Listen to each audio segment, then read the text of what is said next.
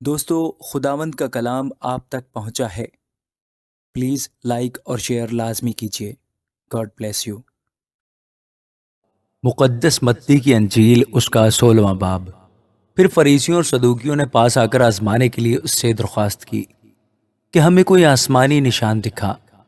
اس نے جواب میں ان سے کہا، شام کو تم کہتے ہو کہ کھلا رہے گا کیونکہ آسمان لال ہے، اور صبح کو یہ کہ آج آندھی چلے گی کیونکہ آسمان لال اور دھندلا ہے۔ تم آسمان کی صورت میں تو تمیز کرنا جانتے ہو، مگر زمانوں کی علامتوں میں تمیز نہیں کر سکتے۔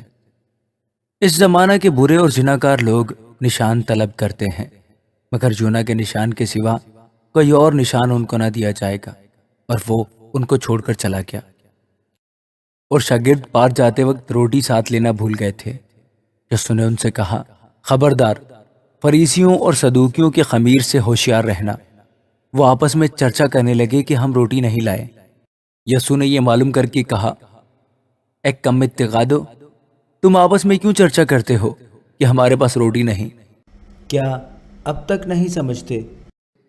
اور ان 5,000 آدمیوں کی 5 روٹیاں تم کو یاد نہیں؟ اور نہ یہ کہ کتنی ٹوکریاں اٹھائیں؟ اور نہ ان 4,000 آدمیوں کی 7 روٹیاں؟ اور نہ یہ کہ کتنے ٹوکرے اٹھائے؟ کیا وجہ ہے کہ تم یہ نہیں سمجھتے کہ میں نے تم سے روٹی کی بابت نہیں کہا؟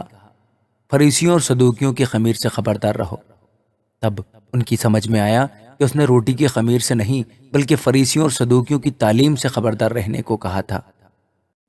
جب یسوع کیسریہ فلپی کے علاقے میں آیا تو اس نے اپنے شاگردوں سے یہ پوچھا کہ لوگ ابن آدم کو کیا کہتے ہیں؟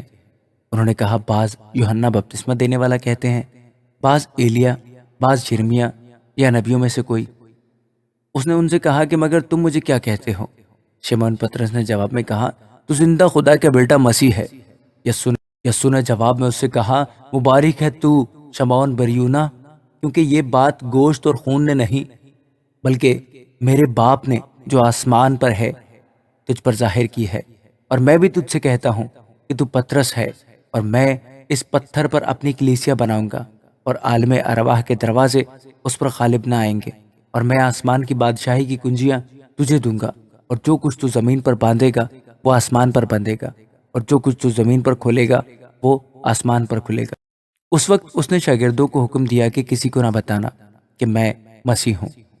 اس وقت سے یسوع اپنے شاگردوں پر ظاہر کرنے لگا کہ اسے ضرور ہے کہ یروشلم کو جائے اور بزرگوں اور سردار کاہنوں اور فقیوں کی طرف سے بہت دکھ اٹھائے اور قتل کیا جائے اور تیسرے دن جی اٹھے۔ اس پر پطرس اس کو الگ لے جا کر ملامت کرنے لگا کہ اے خداوند، خدا نہ کرے یہ تجھ پر ہرگز نہ آئے گا۔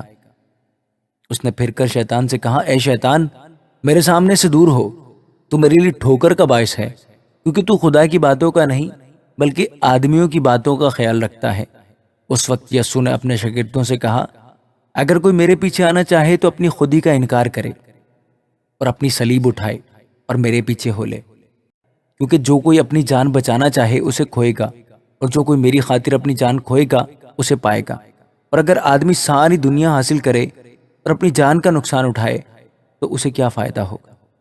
یا آدمی اپنی جان کے بدلے کیا دے گا؟ کیونکہ ابن آدم اپنے باپ کے جلال میں اپنے فرشتوں کے ساتھ آئے گا۔ اس وقت ہر ایک کو اس کے کاموں کے مطابق بدلہ دے گا۔